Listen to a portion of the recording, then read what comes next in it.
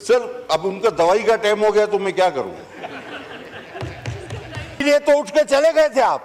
अभी आ रहा हूं फलस्तीन पे, अभी दोबारा आता हूं फलस्तीन पे, थोड़ा हौसला रखो। यहां बैठे थे 3 लोग, उनके सामने हिम्मत नहीं थी। रात तक आपस में ये उतारा कि तुम बोलो, बाद में कहा जाते ही नहीं, बाइकाट का बहाना बना लेते हैं। इसके सामने बात कौन करेगा? इनके सामने तो हिम्मत ही नहीं। अब हिम्मत नहीं थी ना, मान लो हिम्मत नहीं थी। 100% चाहता था कि मैं अपने भाई साहबजादा की बातों को एंडोर्स करूं। मैं तो चाह रहा था कि 100% उसको एंडोर्स करूं, लेकिन उनके जो इख्तितामी कलमात थे उसके बाद मैं कहता हूं कि मैं 80% में अपने भाई की बातों को एंडोर्स करता हूं, 20% में तस्हीह की गुंजाइश है।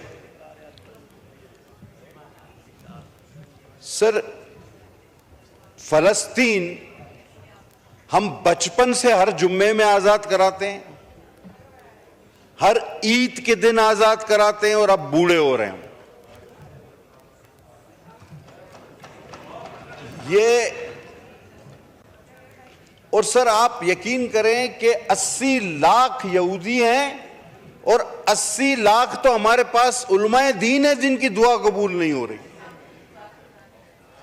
यानी जितने वो कुल टोटल हैं उतने तो हमारे पास उलमा हैं जिनकी दुआ कबूल नहीं हो रही। उससे ज्यादा होंगे हमारे पास 25 करोड़ में, लेकिन अगर कमो बेश कर लिया जाए तो इतने तो होंगे। सर बात हुई, आप नजमुद्दीन अरबकान ने एक बड़ी खूबसूरत बात की। उसने कहा कि हम 1.5 अरब मुसलमान अभी भी अबाबिलों का इंतजार कर रहे हैं कि वो आएंगी और उनको मारेंगी, और कसम खुदा की अगर अबाबिलें आ भी गई तो वो उनको नहीं, पत्थर हमें मारेंगी कि तुम लोगों का ये हाल है। जनाब अली बात की कश्मीर और फलस्तीन की, और मैं हरगिज ये नहीं कहूंगा कि मैं टोटली जो है नॉन पॉलिटिकल रहूं। मैं क्लियर बता रहा हूं कि जो फैक्ट्स होंगे मैं उन पे बात करूंगा, फिर वो चाहे आपको पॉलिटिकल लगे चाहे आपको नॉन पॉलिटिकल लगे। दिलो जान से हम चाहते हैं और समझते हैं, बखुदा मैं कलमा पढ़ के कह सकता हूं कि मुझे हमेशा यह ख्याल आता है कि हम गुनाहगार तो वैसे ही रोजे क़यामत मारे जाएंगे, अल्लाह माफ करने वाला है, लेकिन इस गुनाह से, इससे कैसे माफी मांगेंगे जो हम रोज टीवी पे देख रहे हैं? इसका क्या जवाब हमारे पास होगा? क्या माफी मिलेगी? ये हर रोज हर वक्त ख्याल आता है। लेकिन एक बेबसी है, एक बेहिस्सी है। आज आपको साहिबजादा साहब इस ऐवान की तारीख भी आपको मैं बता दूं। 3 बार एक ऐसी चीज हुई है कि जिसकी मिसाल कभी मिलती नहीं। वो कौन सी 3 ऐसी चीजें हैं? सर एक, इस हाउस में इस्राइल के हक में तकरीर हुई है और कहा गया कि उसे तस्लीम करो। आप रिकॉर्ड उठा के देख लें वो किस जमात और किस रुकन ने की, और उस जमात ने अपने उस रुकन की कोई बाज पुर्स नहीं की, कोई एक्सप्लेनेशन उसको नहीं दिया, ना उसको कोई सस्पेंड किया, ना उस पर कोई कार्रवाई की। That means that was matter of policy. इस हाउस में आप कहेंगे कि वो कौन? अस्मा हदीद साहिबा पिछली असेंबली में हमारे साथ थी। उन्होंने यहां खड़े होकर तकरीर कहा कि भाई तुम लोगों को मसला क्या है, अपोजिशन वालों को। हम अपोजिशन में थे, उन्होंने कहा रिकॉर्ड मौजूद है, आप उठा के देख लेना, रिकॉर्ड मौजूद है, आप रिकॉर्ड उठा के देखें। अस्मा हदीद साहिबा ने कहा कि तुम लोगों को मसला क्या है, इसराइल को तस्लीम नहीं करते, और साथ साथ ये भी कहा रिकॉर्ड पे, उन्होंने कहा कि जब हम दुरूद बेचते हैं नऊज़ुबिल्लाह तो उन पे भी बेचते हैं, तो जब दुरूद बेचते हो तो उनको तस्लीम करो। लफ्ज ब लफ्ज मुझे याद है। अच्छा अब दूसरी, अब दूसरी एक अनोखी बात आपको बताऊं। अच्छा, एक ही जमात है कि जिसने किसी यहूदी के लिए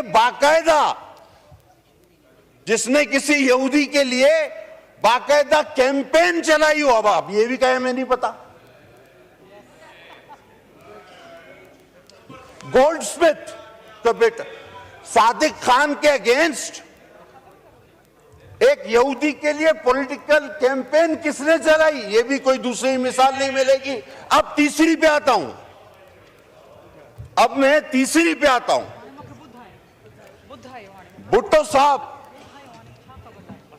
भुट्टो साहब जब गिरफ्तार हुए तो पूरी इस्लामी दुनिया के सरबराह उन्हें मांग रहे थे और कह रहे थे इसको फांसी मत देना, यासिर अरफात समेत। और एक अनोखी बात है कि आज इस्राइल और अमेरिका और खासकर इस्राइल के लेजिस्लेटर पाकिस्तान में किसी की रिहाई का मुतालबा करते हैं। यह भी हमें पहले कभी होते हुए नहीं देखा। अब आप बताएं कि ये तीनों अनोखे वाकयात, क्या आपने, अब भुट्टो साहब को तो सारी इस्लामी दुनिया मांग रही थी, उनको फांसी हो गई। अब किसी और को सिर्फ इस्राइल मांग रहा है तो मेरे ख्याल में वो जिस तरह के हालात है तो छोड़ा के भी ले जाएगा।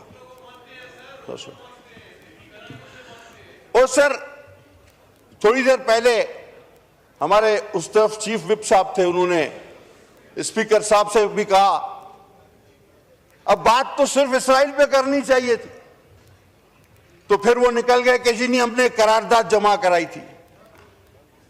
सर, ये इतनी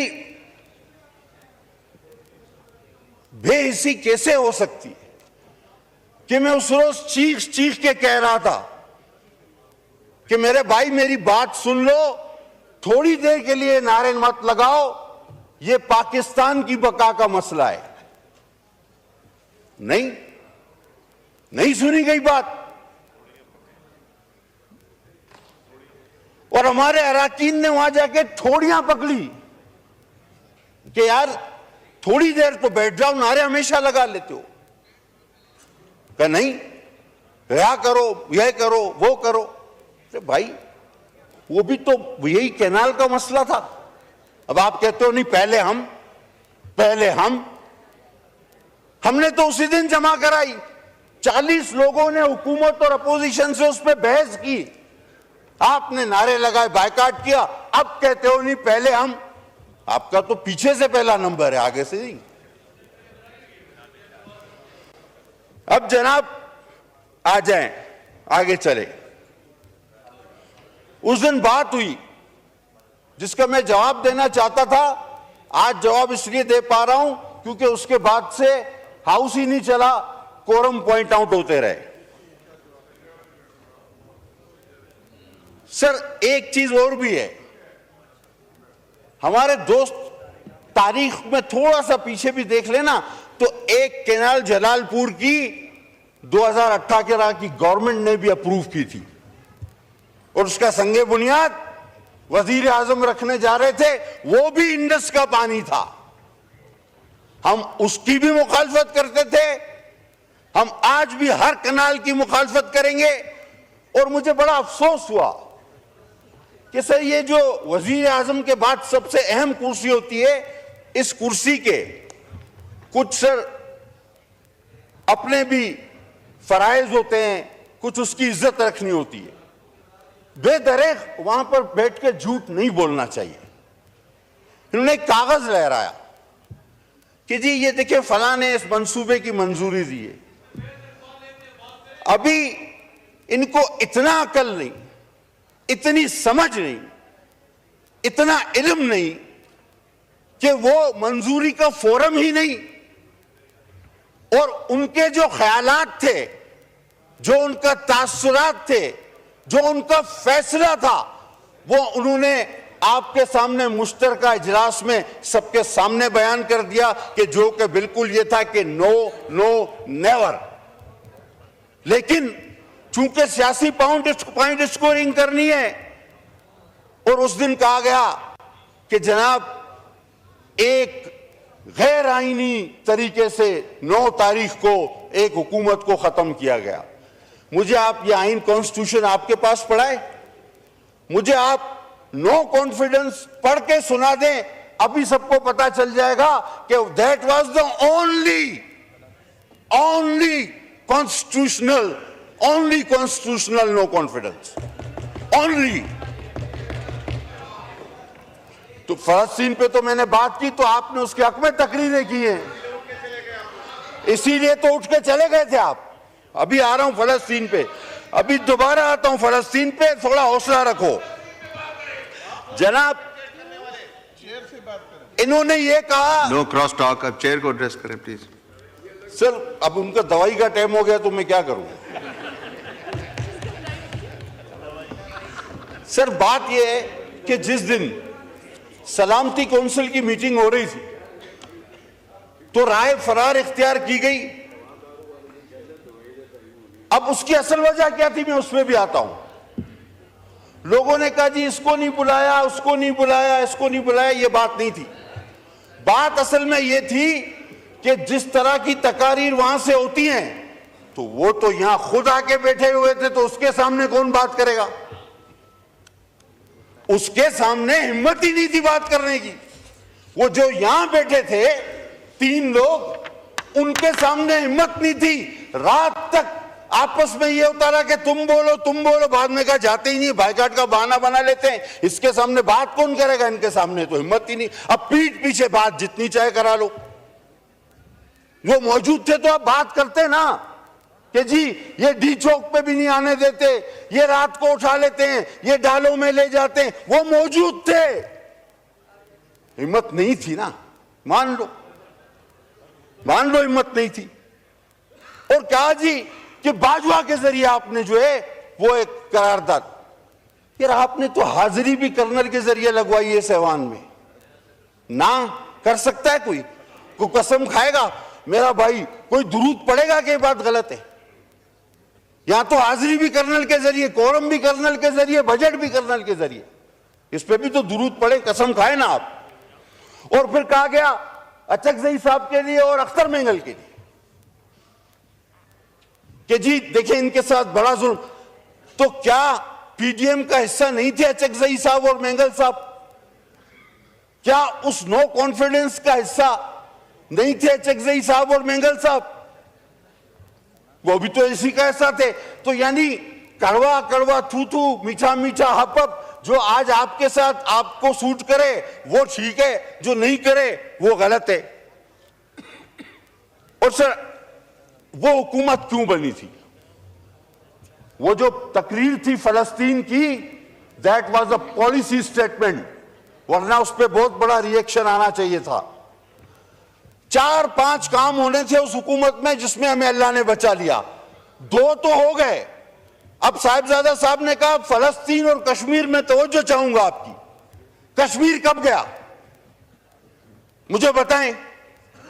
दैट वाज अ एजेंडा, लाया ही इसलिए गया था, आए ही इसीलिए थे, आरटीएस बंद ही इसीलिए हुए थे। कश्मीर गया, यहूद के हक में तकरीरें शुरू हो गई, सीपेक रोलबैक हुआ, मईशत का पट्टा बिठाया गया। खुद आपका वजीर खजाना कहता है, हमने कहा कि जी आपने 60-70 सालों में जितना पाकिस्तान ने कर्जा नहीं लिया था आपने 4 साल में ले लिया। कहता है नहीं, उतना 100% नहीं लिया, उसका 76% लिया है। खुद एतराफ करता है। अजीब आदमी है। हम कहते हैं तुमने 100 बंदे मारे, कहता नहीं मैं बेगुनाह हूं, मैंने तो 76 मारे हैं। तो यही वाली मिसाल हो गई। आप हुकूमतें जर्नलों के जरिए चलाते रहे। फैज साहब आज किधर है बेचारा, पता नहीं वो आपकी वजह से बंद है या तुम लोग उसकी वजह से बंद हो, वो खुद परेशान है। और जो मुक्का आप ही के एक दोस्त ने कहा था, लड़ाई के बाद याद है ना साहब, तो अपने ही मुंह पे मार लेना चाहिए। ये सलामती काउंसिल में आके बात करनी चाहिए थी आपको सारी बात। और जब इसराइल के हक में तकरीरें हुई, इंडिया हमसे चला गया। और ये कब हुआ, याद करो। आज आप बात कर रहे हो सीपेक रोल बैक हुआ। अब खुदा ने हमें बचाना था कि हम बैंक करप्ट होते आपके इन कर्जों की वजह से, और अल्लाह ना करता कि हमारा एटमी ताकत भी हमसे सरेंडर हो जाती। ये आपका एजेंडा था जिसके बीच में हम हायल हुए। हमने अपना पॉलिटिकल गेन जो था वो वेस्ट किया। हकीकत है हम सियासी तौर पे आपके 4 साल का वो सारा घन कचरा अपने सर पे उठा के घूमे, हम उसमें हमारा ग्राफ गिरा, ये हकीकत है। लेकिन हम ना करते तो आप इंडिया दे चुके थे, इसराइल के हक में तकरीरें आप कर चुके थे, सीपेक आप रोल बैक कर चुके थे, बाकी रह गया था एटम बम और एक आध एजेंडा आपका और टाइम फिश, वो हम नहीं होने देते। इसी की हमने कीमत अदा की। तो जनाब आखिर में देखिए, वफादारियां जो होती है ना, आप कहते हैं ओआईसी महातिर मोहम्मद ने बुलाई थी। यार इतना जल्दी भूल गए। इन्हीं वजीर आजम ने मलेशिया में ओआईसी रखवाई थी। एंड टाइम पे उधर मलेशिया में रखवा के खुद नहीं गया, भाग गया, बोला मैं नहीं आ रहा, यूटर्न। अब आप महातीर की बात की ना आपने, मैं आपको भी तारीख दिखा देता हूं। यही वजीर आजम ने कहा था कि ओआईसी वहां रखते हैं इस्लामी, वो भुट्टो था, भुट्टो। ओआईसी बुलानी है तो फिर भुट्टो चाहिए, और ओआईसी के बाद फांसी भी लगती है उसके लिए, फिर भुट्टो चाहिए। ये लोटो लुटेरों से काम नहीं चलेगा। आपके स्टेजों से जो बोल रहे हैं वो कभी नवाज के नौकर थे, मैं साबित करके दूं आपको, कभी नवाज के नौकर थे, कभी चौधरी के चपरासी थे जब काफ का दौर था, मुशर्रफ का दौर आया तो मुशर्रफ के मालिशिये बन गए, और अब कप्तान के कारिंदे बनने की कोशिश कर रहे हैं। ऐसे लोगों से आप उम्मीद रखते हैं? हुजूर करारदाद लाएं, हम सपोर्ट करेंगे। लफ्जी तौर पे करारदादें आती हैं, पास हो जाती हैं, लेकिन कौलो फैल में बड़ा तजाद है। फैल चाहिए, अमल चाहिए, और अमल जिसने करना है हम उनके साथ खड़े हैं। पीपुल्स पार्टी 2 कॉजेस पे, भुट्टो साहब ने कहा मैं नींद में भी धोखा नहीं खा सकता। कश्मीर का, फलस्तीन, यासिर अरफात ने उस डिक्टेटर से खाने काबा में कसम ली कि भुट्टो को फांसी नहीं देना, उसने वो कसम खा के मुकर गया, जिसके शाह फैसल भी गवाह थे। वो ओआईसी के बाद ही हुआ था सब कुछ, याद करो। उस जमात से हम हैं, हम नींद में भी इस पे, हमारी जमात का मैनिफेस्टो इस पे बेस करता है कश्मीर और फलस्तीन पर। हम इसमें नींद में भी धोखा नहीं खा सकते। आपने क्या किया? मैं बखुदा ना भी चाहूं, आपने तो लोगों को बेवकूफ बनाया कि जी ये कर देंगे वो कर देंगे, और फिर हेलीकॉप्टर से ही नीचे नहीं उतरते थे। दुनिया में सबसे ज्यादा अमेरिकी सदर इतना हेलीकॉप्टर इस्तेमाल नहीं करता। आप घर और ऑफिस के बीच में हेलीकॉप्टर से ही नहीं उतरे। 4 साल में ये आपने सारी तबाही कर दी जो मैंने आपको गिना दी कि कश्मीर आपसे गया। दोबारा रिपीट करूंगा, बार बार रिपीट करूंगा, इसराइल के हक में तकरीरें हुई, आप बैंक करप्ट होने जा रहे थे, आपका एटम बम जा रहा था, और आपने क्या किया? अंडे, मुर्गी, कट्टे, जर्मनी, जापान, भैंसे बेचो, वजीर आजम हाउस की मर्सिडीज बेचो, गाड़ी बेचो। ये क्या मजाक था? वॉशरूम साफ करो, पता नहीं क्या क्या, 12 मौसम। बहरहाल एक लंबी बहस से छोड़े। सर हम बिल्कुल सपोर्ट करते हैं इसको। मैं हबीब जालिब के शेर पे इख्तिताम लूंगा। बहुत मैंने सुनी है आपकी तकरीर मौलाना, मगर अब तक नहीं बदली मेरी तकदीर मौलाना। हजारों मिलके फलस्तीन के लिए क्यों नहीं लड़ते? फकत दुआओं से नहीं कटती जंजीर मौलाना। बहुत मैंने सुनी है आपकी तकरीर मौलाना। बहुत शुक्रिया, बड़ी मेहरबानी। शुक्रिया।